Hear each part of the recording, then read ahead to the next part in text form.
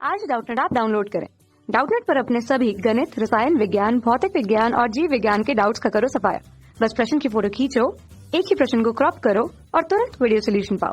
अभी डाउनलोड करें। क्वेश्चन हमें दिया हुआ है कि तीन पदार्थों की यंग प्रत्यस्तता गुणांक के मान अनुपात के रूप में 2:2:1 के रूप में दिए हुए हैं। तीन अलग अलग पदार्थ हैं, उनके यंग प्रत्यस्तता गुणांक के अनुपात भी अलग अलग हैं। इस तरह इन पदार्थों से बने समान लंबाई के तीन तारों के अनुप्रस्थ कांटों का क्षेत्रफल भी हमें 1:2:3 के रूप में दिया हुआ है। तो किसी दिए गए तनाव बल के लिए, किसी एक नियत तनाव बल के मान के लिए तारों की लंबाई में होने वाली वृद्धियों में अनुपात का मान कितना होगा, ये हमें ज्ञात करना है प्रश्न में।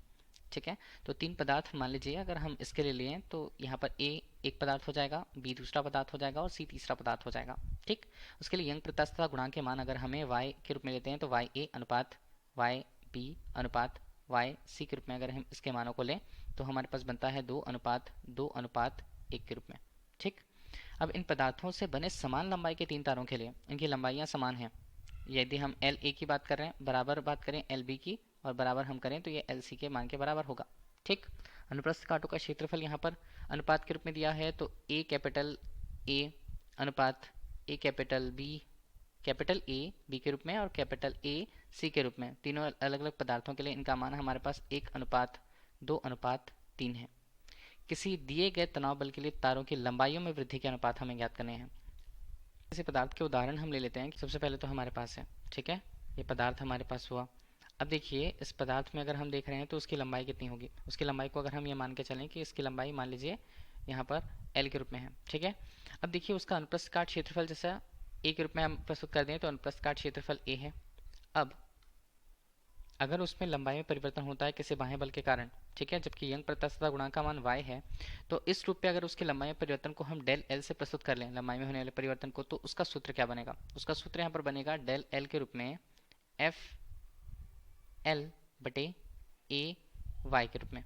ठीक, अब ये तो हमारे पास हुआ मान किसका, f यहाँ पर बल के मान को प्रदर्शित करता है, जबकि यहाँ पर बल की जगह यूज किया गया है तनाव बल के मान को। ठीक है, तो तनाव बल का मान यहाँ पर कितना बनेगा, डेल एल के रूप में। इसका मान यहाँ पर बनता है f की जगह यहाँ पर बनेगा t, यहाँ पर बनता है स्मॉल l बटे ए वाई के रूप में। ठीक है, तो यहाँ पर हम देख रहे हैं समान तनाव बल के मान के लिए, किसी दिए गए तनाव बल के लिए t का मान यहाँ पर नियत होगा। ठीक है, ये हमसे कहा गया था प्रश्न में, तो इसे हमने नियत ले लिया। अब नियत ले लिया तो लंबाई में जो परिवर्तन है किसके ऊपर निर्भर कर रहा है, डेल एल यहाँ पर निर्भर कर रहा है, अगर हम अनुक्रमानुपाती रूप से देखें तो एल पर और व्युत्क्रमानुपाती रूप से देखें तो अनुप्रस्थ का क्षेत्रफल ए और यंग मापांक वाई के मान पर निर्भर करता है। ठीक है, अब इन्हीं मानों को हम रखते हैं कि हमें क्या चाहिए होगा, हमें देखना है कि किसी दिए गए तनाव बल के तारों की लंबाई में हुए वृद्धियों के अनुपात हमें देखने होंगे।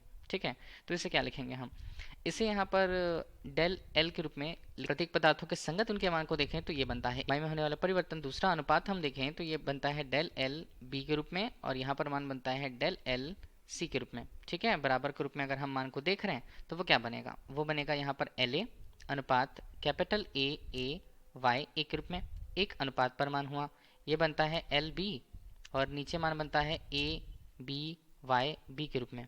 ठीक है, इसी तरह मान बनता है एल सी और यहाँ पर बनता है ए सी वाई सी के रूप में। ठीक है, अब सभी मानों को हम अनुपात के रूप में रखते हैं क्योंकि हमें अनुपात का ही मान चाहिए होगा। L L A L B L C का मान यहाँ पर बराबर है एल के, तो ये हमने ले लिया केवल एल के रूप में। ए का मान हम देख रहे हैं तो अनुपात के रूप में दिया है एक, अगर हम ए मान के रूप में चले तो एक ए के रूप में इसका मान होगा। वाई ए का मान हमारे लिए कितना दिया हुआ, वो दिया 2, तो यहाँ पर हम लिख लेते हैं 2 वाई के रूप में। ठीक है, एक पद हमारे पास हुआ अनुपात में कंप्लीट।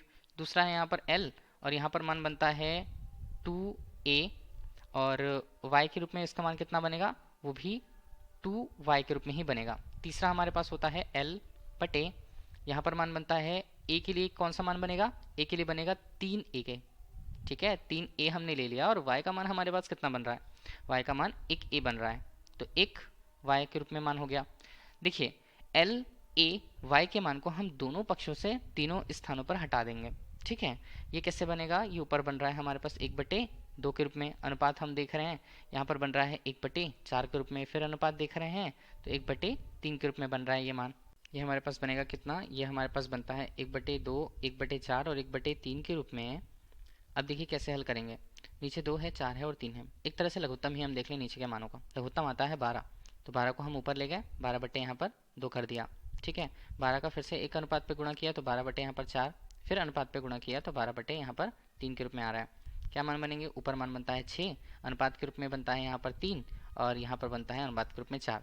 तो हमारे पास लंबाई में जो परिवर्तन है या लंबाई में जो वृद्धि है उसका अनुपात प्रत्येक पदार्थ के संगत, मतलब अगर हम ए पदार्थ की बात करे थे, बी पदार्थ की बात करे थे और क्रमशः सी पदार्थ की बात करे थे, तो उनकी लंबाई में परिवर्तन का अनुपात भी हमें उतने ही अनुपात में मिलता है, जिसका मान उत्तर के रूप में कितना है? 6:3:4 के रूप में। यही प्रश्न का उत्तर होगा। Thank you. कक्षा 6वीं से 12वीं से लेकर नीट, IIT, JEE वो एडवांस के लेवल तक 1 करोड़ से ज्यादा छात्रों का भरोसा। आज ही डाउनलोड करें डाउटनेट ऐप या व्हाट्सएप करें अपने सारे डाउट्स 8400 400 400 पर।